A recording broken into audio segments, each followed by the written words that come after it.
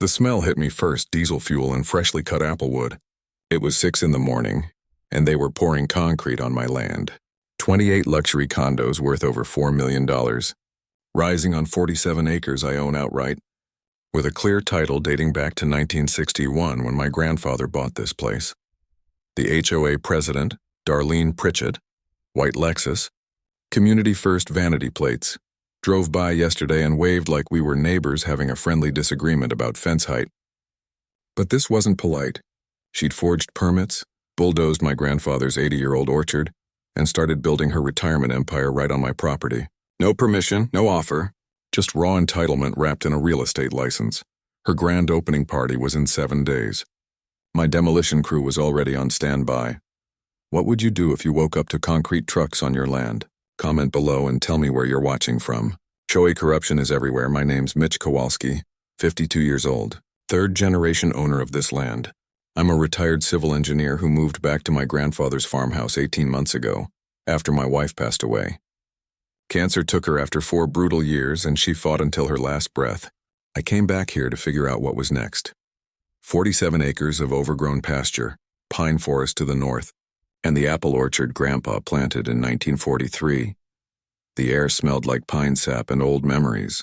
Grandpa used to say, "This land's got plans. Mitch, you just have to wait for the right ones." I was still waiting. This property sits outside Pinewood Springs, a mid-sized mountain town where Californians move to escape traffic, then complain the coffee shops close at 4. In 2019, a developer built Willow Creek Estates next door. Gated community, 120 homes, and HOA fees that could finance a small country. That's where Darlene lived, white Lexus, helmet hair, designer athleisure worth more than my truck, and a smile that made you check your wallet. She was the HOA president, which apparently meant unelected dictator with a clipboard. 6 months after I moved back, she found me at Corner Cafe, slid into my booth without asking, introduced herself, and went straight to business. "We're concerned about your property, Mitch," she said. "It's overgrown, attracts coyotes, you understand. Would you consider selling? We'd give you a fair price." I set my coffee down. The mug hit the table with a solid thunk. "It's not for sale," I said. Her smile froze, tight as cheap Botox. "Well, we'll see. Property maintenance codes exist for a reason." 2 weeks later, code enforcement showed up. A county inspector named Earl, 70s, seen it all twice, walked my land with a clipboard and found nothing wrong. "Anonymous complaint," he said, almost apologizing. "Hazardous debris, illegal structures." "Total nonsense, Mitch, you're fine." When I asked who filed it, Earl looked at his boots and muttered, "Can't say officially, but I'd start with those fancy gates next door."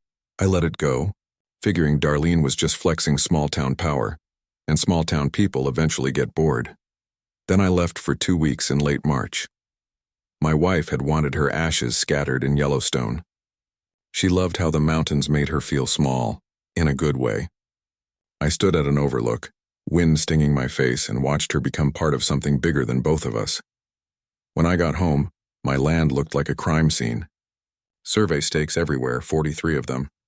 Bright orange tape fluttering along my eastern boundary like an invading army. I called the number on the tags. A surveying company out of Denver. The receptionist sounded bored. "Oh, you're Kowalski?" "Yeah, Willow Creek HOA hired us for a boundary dispute." Boundary dispute.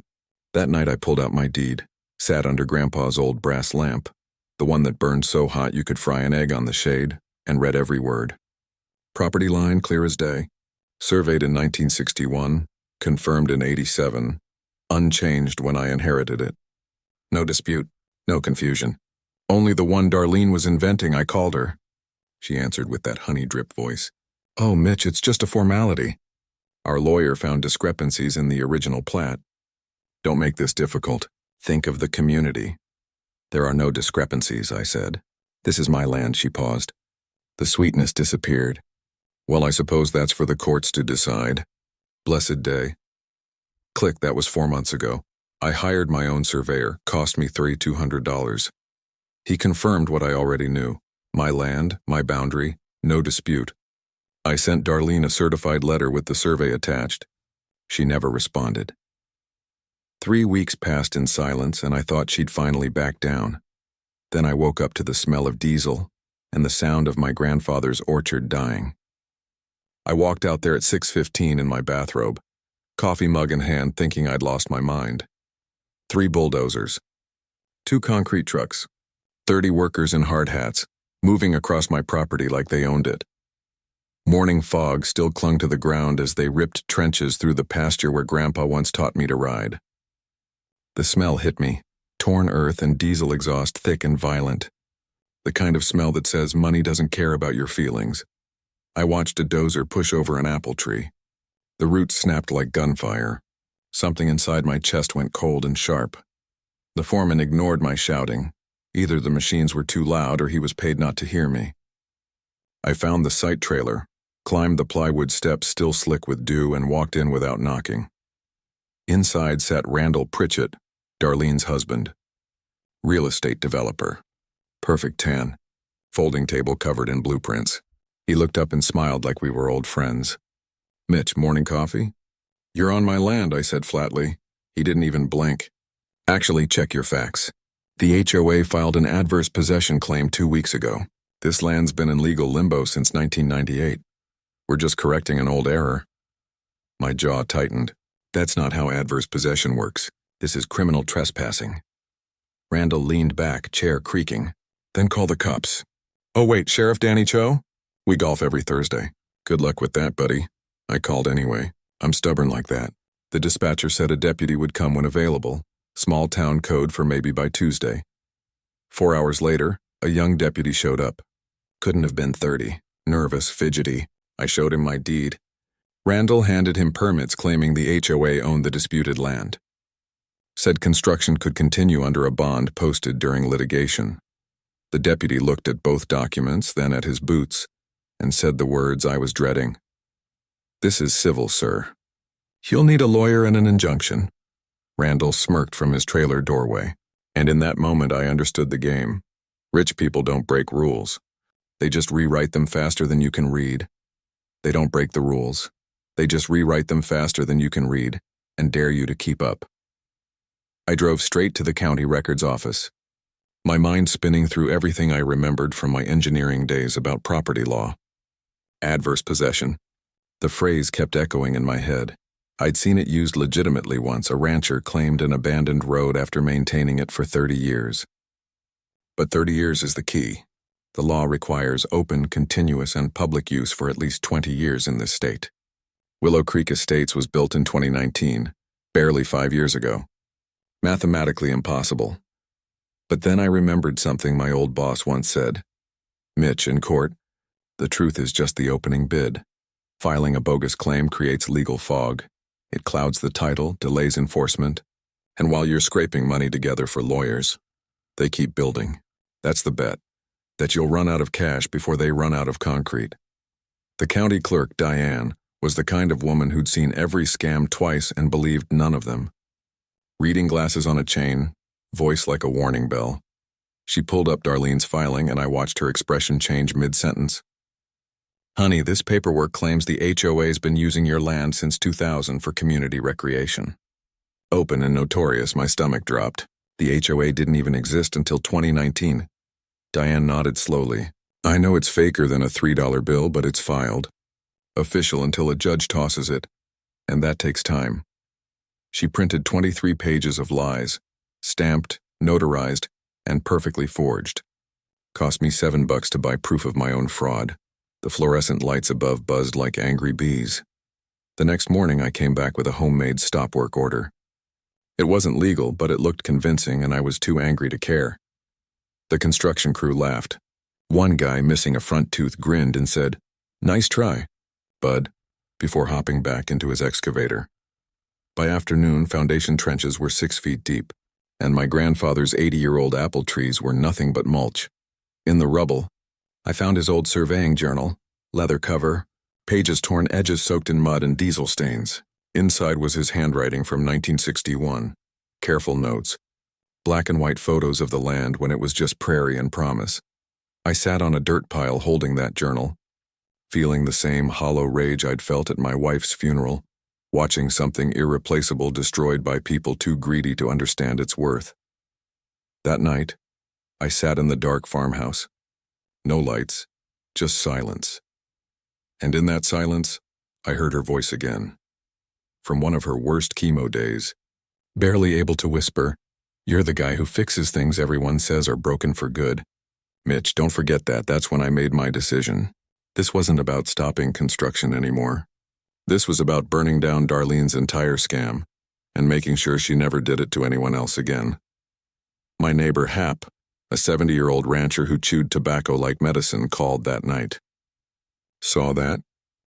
Tilexis lady out there in heels at a construction site," he said through a chuckle. "City folks got no sense." I almost laughed. Almost. The next morning, I hired a property attorney, because spite only gets you so far before you need someone fluent in legal warfare. Her name was Elena Vasquez, mid-40s, sharp as a blade, the kind of lawyer whose reputation made opposing counsel cry in their car before court. She showed up in a Tesla that made my Ford look like a lawn ornament. We walked the property line while she snapped photos of the destruction. Then she flipped through my deed and the HOA's fake filings without saying a word. Finally, she stopped where Grandpa's orchard used to be and said, "This is the most brazen land fraud I've seen in 18 years. We'll win." For about 3 seconds, I felt hope until she added, "But the injunction hearing's 3 weeks away. They'll finish construction and start selling units before we ever see a judge." My stomach sank. "So we're screwed?"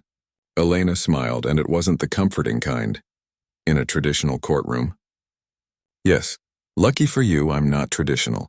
Back at my farmhouse, over coffee that tasted like burnt ambition, she explained something I'd never heard of. Lis pendens, Latin for suit pending. "It's basically a legal grenade," she said, typing on her laptop.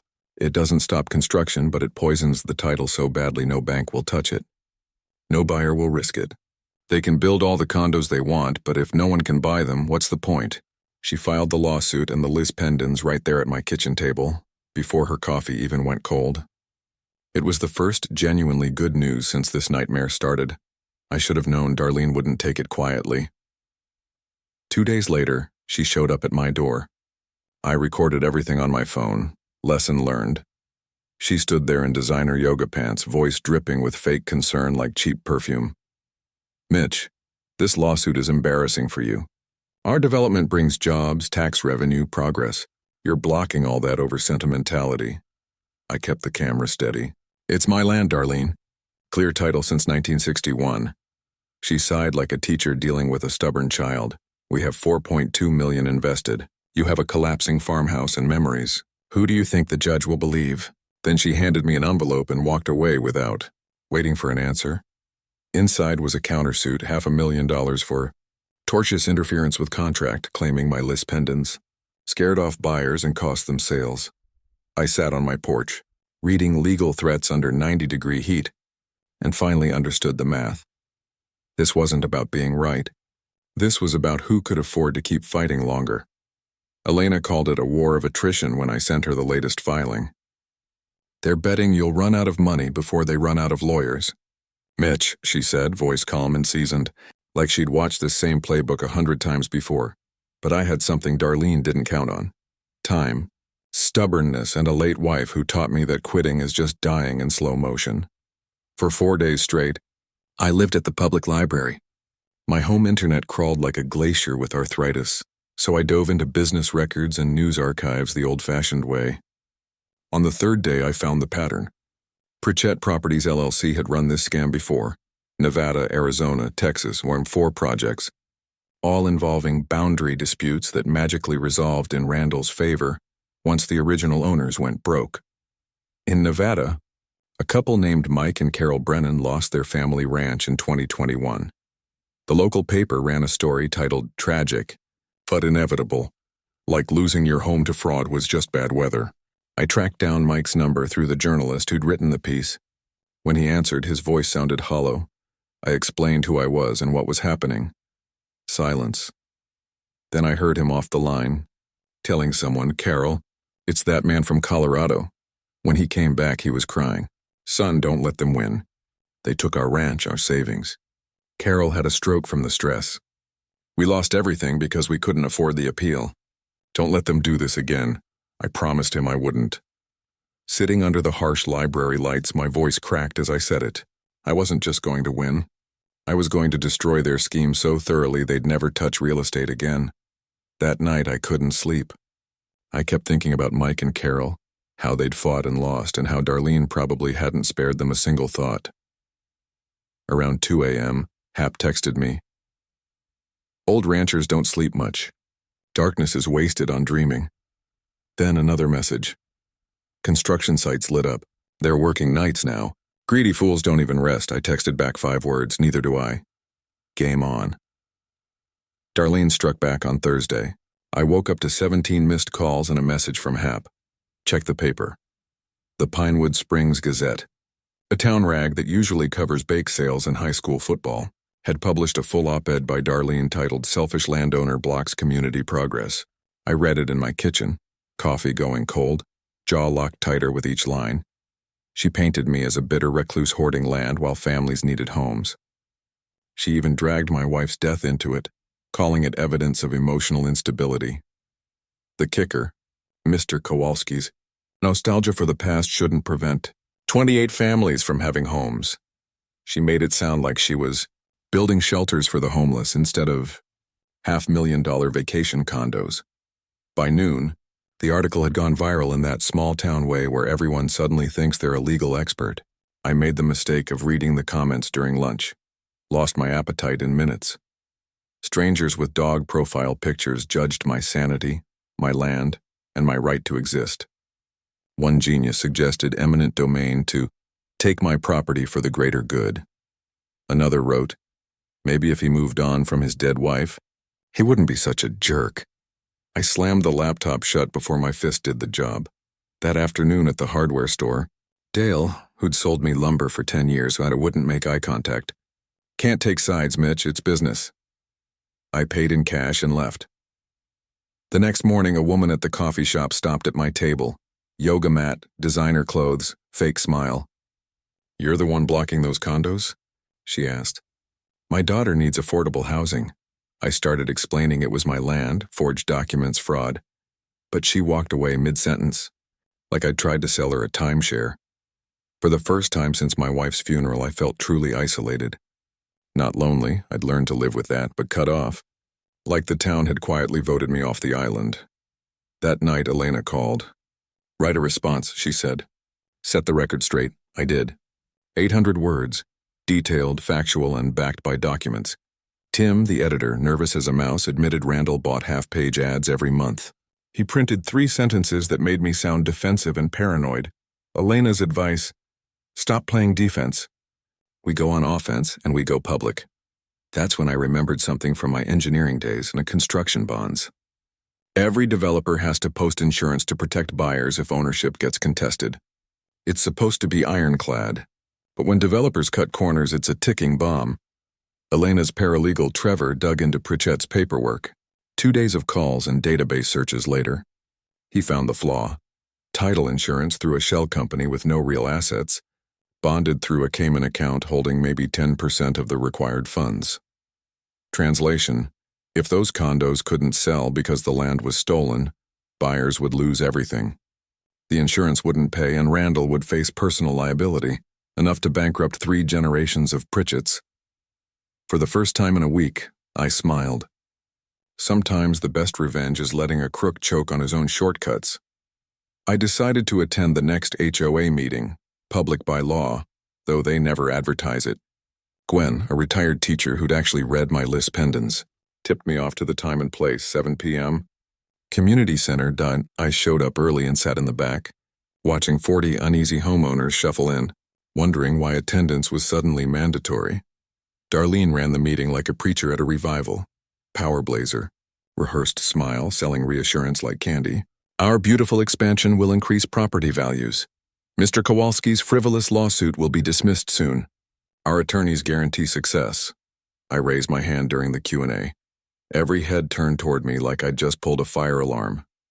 Mrs. Pritchett, I asked, how can you claim adverse possession when Willow Creek didn't exist until 2019? Silence thick enough to choke on. Darlene's smile faltered. You're misunderstanding complex legal nuances, she said quickly. Next question. But 2 residents were already whispering. Phones out, Googling, seeds of doubt planted. And in a room full of homeowners whose property values depended on her, doubt spreads like mold. A week later, all 4 of my truck tires were slashed. Clean, professional cuts. $200 in damage. No witnesses. That same afternoon, I found an unmarked letter in my mailbox. Drop the lawsuit, or we dig into your past. I don't have much of a past.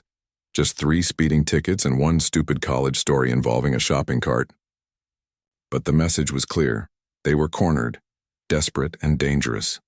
My wife once said, "Desperate people make the best enemies because they stop pretending to be civilized." She was right. I called Elena. "Whatever we're doing, we do it faster," I told her. "They're panicking." Sleep was a lost cause. At 2 a.m., I lay in bed staring at ceiling cracks that looked like a roadmap to nowhere. My mind ran endless circles through legal arguments and bankruptcy scenarios until I gave up. I climbed into the attic, that familiar smell of old wood and forgotten years, and started going through Grandpa's boxes again. Old tax returns. Receipts for a tractor that died decades ago. A Polaroid of my grandparents on their wedding day. Impossibly young and full of life. Then I spotted it. A small metal lockbox wedged behind a pile of dusty National Geographics. Shoebox-sized, rusted shut. I had to hit it twice before it opened. Inside were the original 1961 deed, survey maps with Grandpa's notes, and a letter I'd never seen before. It was on county letterhead, dated October 12, 1998, addressed to Stanley Kowalski. My hand shook as I read it. The letter confirmed that when Willow Creek Estates was first proposed, the developer had tried to modify the property boundary to access the waterline on Grandpa's land. Grandpa refused, and the county sided with him, officially keeping the original 1961 boundary. Then came the key sentence. Boundary reviewed and certified as recorded.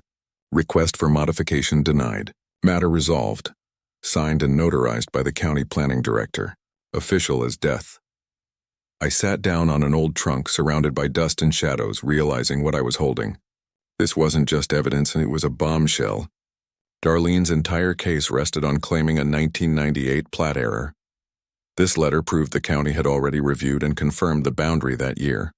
No error, no confusion, no excuse she hadn't made a mistake and she'd lied. In court, on record. That's not a misunderstanding. That's deliberate fraud on the court, the kind that gets lawyers disbarred and developers destroyed. I scanned the letter at 3 a.m. on my old printer that sounds like it's coughing to death.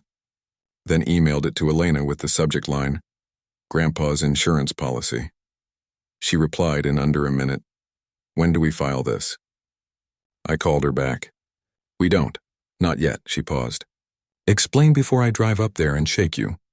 "Let them testify," I said. "Let them lie under oath about no county review." Then we dropped the letter in front of the judge. Trap them in perjury. No confusion, no escape, one shot. No appeals. Elena went quiet, then laughed softly. "That's ruthless, Mitch. I love it." I thought about my wife back during her final months of chemo. Too weak to walk, but still doing crossword puzzles because she refused to let the illness win twice. She used to say, "You don't show strength when you're strong. You show it when everyone thinks you're beaten." We hung up with the plan locked in.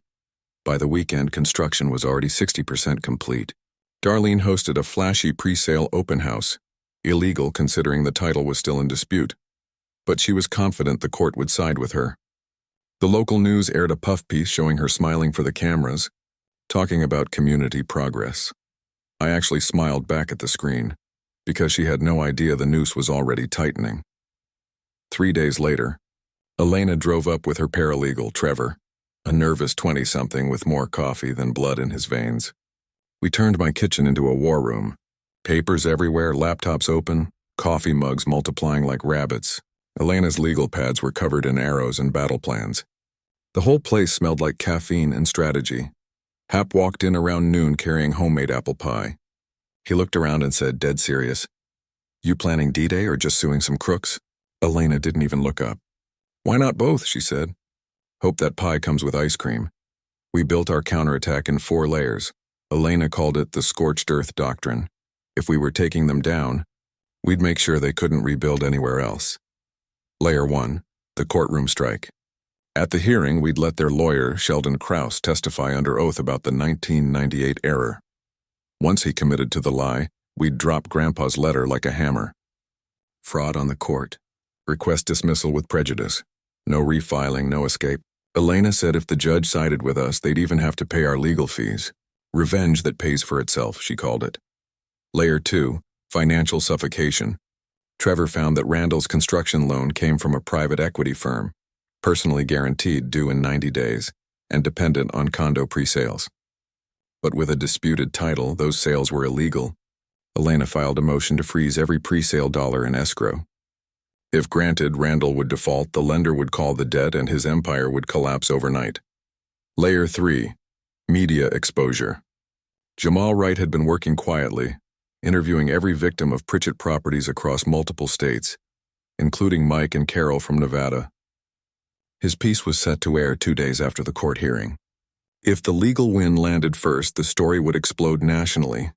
Elena said, "Once the public sees you as a serial land fraud developer, it's over. No bank, no contractor, no buyer will ever touch you again." Layer 4, turning the HOA against itself. We sent every homeowner a letter explaining that board members could be personally liable for the HOA's debts. If they lost, each homeowner might owe tens of thousands in damages and legal fees. I personally handed out 15 copies to families who couldn't afford that kind of hit. That night, Gwen, the retired teacher, called me. She was organizing an emergency vote to remove Darlene from the board. She just needed 60% of the votes, and Darlene still controlled the proxies from absentee owners. We were working to flip them. Trevor also uncovered something that made me laugh for the first time in weeks. Contractors who aren't paid can file mechanics liens, legal claims that attach to the property itself. Elena anonymously tipped off the concrete company that was owed nearly $200,000. Let them demand payment Randall couldn't afford.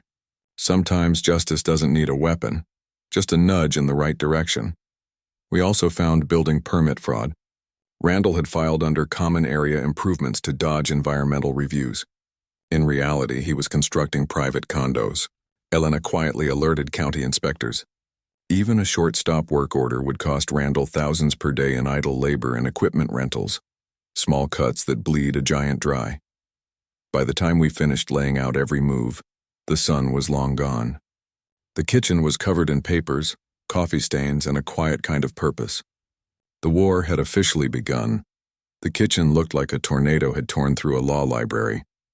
Elena stretched, her joints cracking, and said exactly what I was thinking. Even if we somehow lose in court, in which we won't, the financial and media pressure alone will bury them.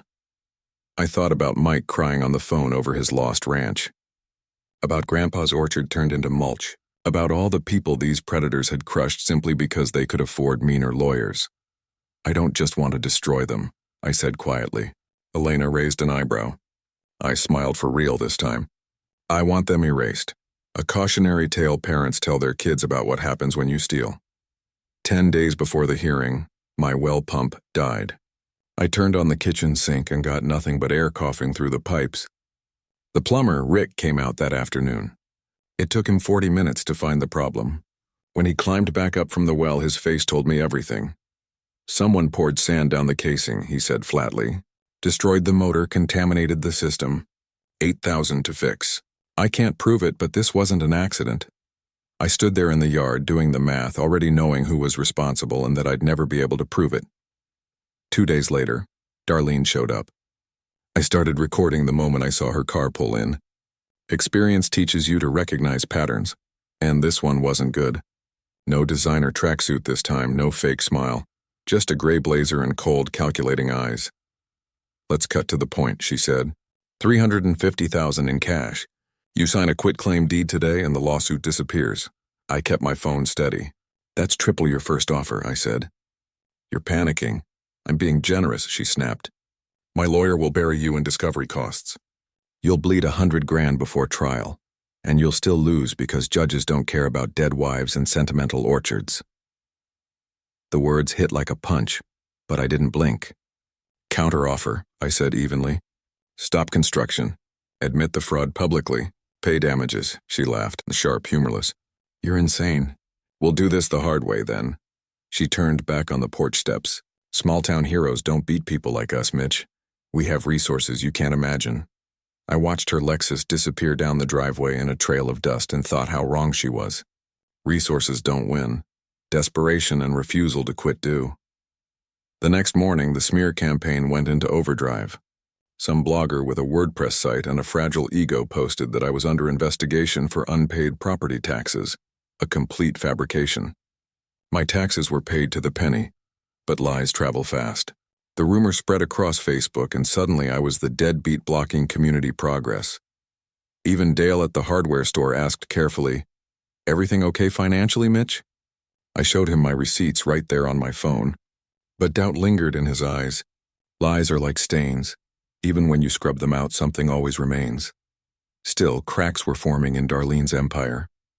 3 HOA members reached out privately.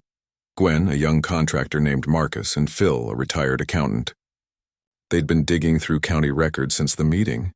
None of Darlene's claims added up. Gwen was organizing an emergency vote to remove the board, but the bylaws required 60% approval. And Darlene controlled proxy votes from 15 snowbird owners living in Arizona half the year. Democracy rewritten in fine print. Then the inspectors hit the construction site like a storm. Elena's anonymous tip had landed perfectly. They found everything. The fake permits labeling the condos as common area development to skip environmental review, wetland violations, improper wiring, and missing fire suppression systems. They shut the site down on the spot. Hap called me 10 minutes later, voice half awe, half disbelief.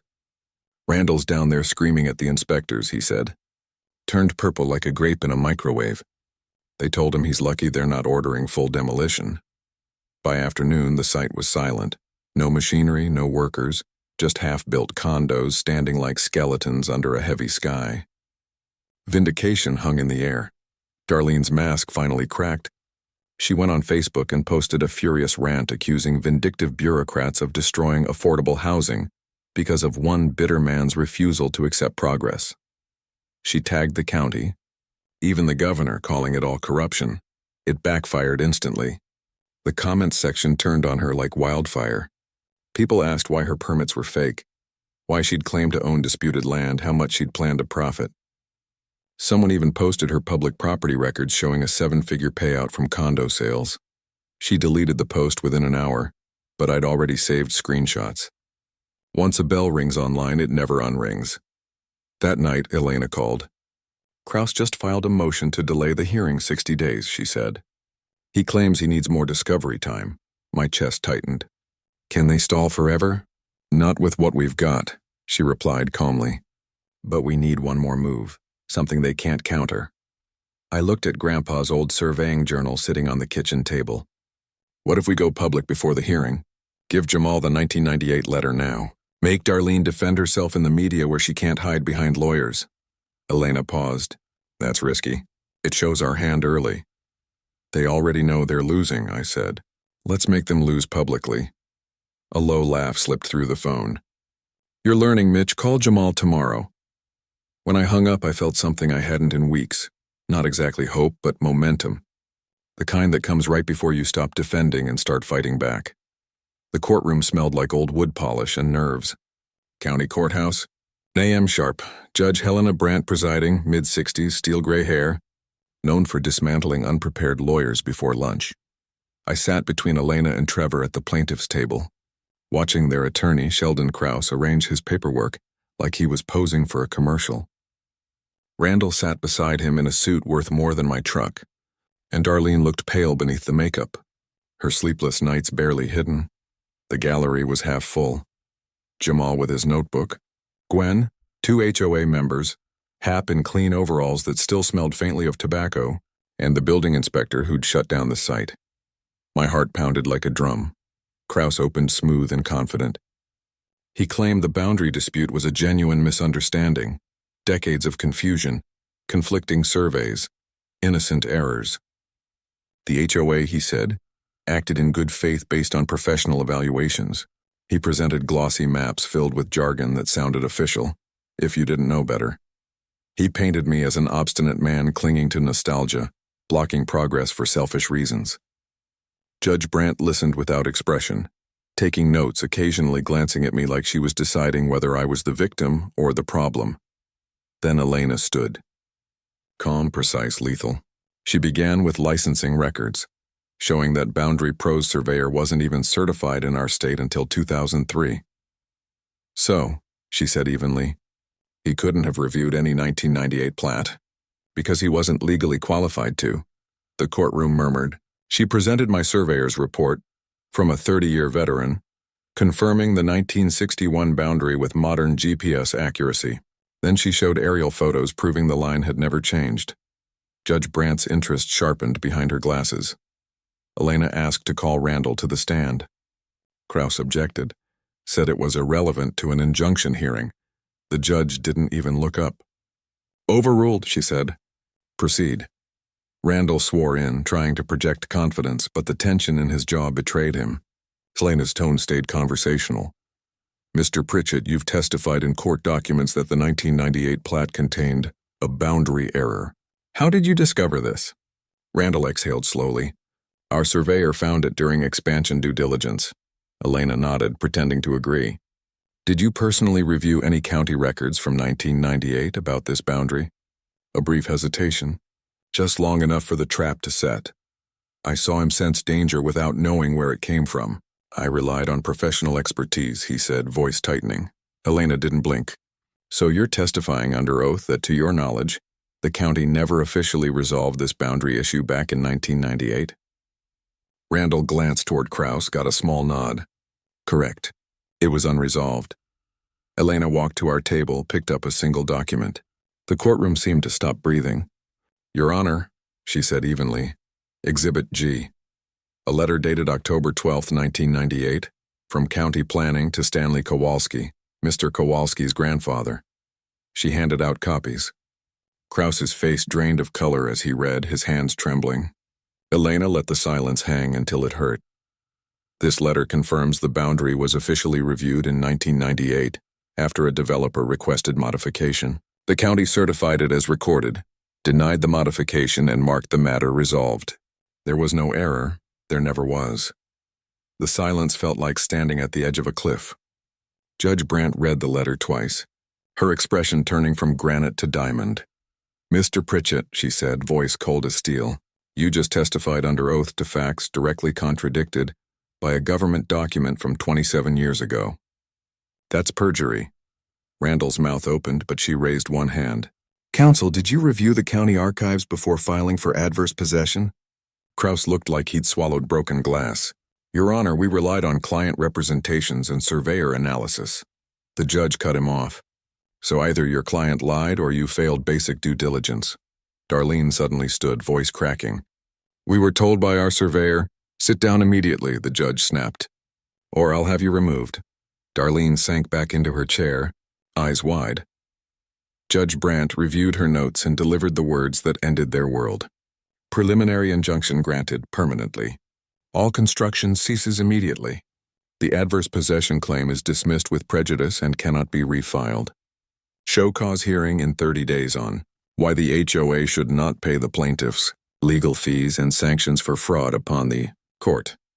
Mr. Pritchett's testimony will be referred to the district attorney for perjury review. She raised the gavel and brought it down once, sharp as a gunshot. Adjourned. Outside the courthouse, Jamal's camera was already rolling. Mr. Kowalski, how does it feel? I looked straight into the lens and thought about Mike Brennan losing his ranch, about Grandpa's trees ground into mulch, about every life the Pritchetts had crushed. It's not about me, I said. It's about everyone they've done this to. The Nevada couple who lost everything and the next family they were planning to target. That ends today. Behind me, Darlene and Randall slipped out a side door, refusing to answer questions, looking smaller than they ever had. Hap appeared beside me, chewing tobacco, voice dry as desert wind. Well, he said, that was more entertaining than anything on Netflix. I almost laughed. Almost. But there was still work to do. The Willow Creek Community Center looked like a pressure cooker ready to burst. Emergency HOA meeting 5 days after the hearing. 95 homeowners packed into a room built for 60, air conditioning struggling to keep up. The air reeked of burnt coffee and stress. I sat in the back as Elena's guest, watching faces shift from confused to furious. Darlene sat at the board table looking like she'd aged a decade in a week. No makeup, hair unwashed, blazer wrinkled. Outside news crews were setting up. Jamal's investigation had aired 2 nights earlier and turned this small-town scandal into statewide news. Phil, the treasurer, opened with pure financial disaster. The HOA faces $180,000 in contractor liens, $85,000 in legal fees, possible $200,000 in court sanctions, and a special assessment of $4,100 per household. The room exploded. Shouting overlapped. Someone yelled, "Are you kidding me?" A woman in front burst into tears. Phil tried restoring order, then gave up. "This," he shouted, "is what happens when nobody watches the people in charge." Darlene made her last stand. Her voice shook. "This is temporary. We tried to increase your property values. One selfish neighbor and a biased judge ruined that." Gwen stood so fast her chair screeched across the floor. "Stop lying to us. You told us the land was ours. I read the court transcript. You committed fraud." Marcus, the contractor, rose next. "My family's entire savings is in this house. You destroyed our equity with your illegal schemes." Darlene's mouth opened, but no sound came out. Phil straightened, finally finding his courage. "I reviewed the books. Darlene, you authorized $140,000 in legal expenses without board approval. Bylaws require a majority vote for anything over $25,000. You violated our own rules and gambled with everyone's money." "I had presidential authority," Darlene said weakly. Phil cut her off. "No, you didn't. You went rogue." The room buzzed with realization. Their leader had bet their homes on a lie. Someone shouted, "Kowalski's here."